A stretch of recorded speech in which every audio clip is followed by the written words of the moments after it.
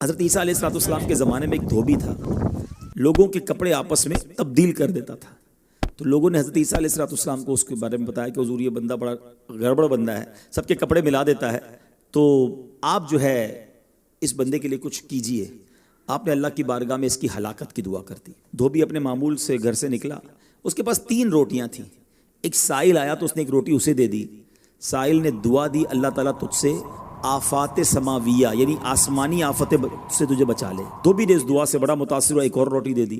اس پر اس سائل نے دعا کی کہ اللہ تعالیٰ تجھے جملہ آفتوں سے محفوظ رکھے۔ اس نے تیسری روٹی بھی دے دی۔ اس سائل نے دعا کی اللہ تعالیٰ تجھے توبہ کی بھی توفیق عطا فرمائے۔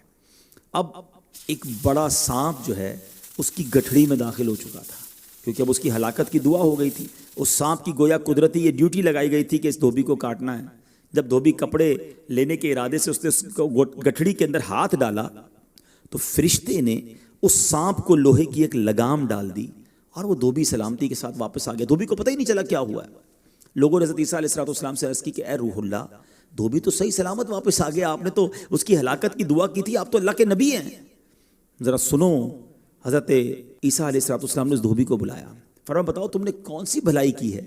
کہتا 3 روٹیاں تھیں، وہ تینوں اللہ کی راہ میں صدقہ کی، اور وہ مجھے فقیر جو تھا وہ ہاتھ اٹھا کر جھولیاں اٹھا کر دعائیں دیتا رہا۔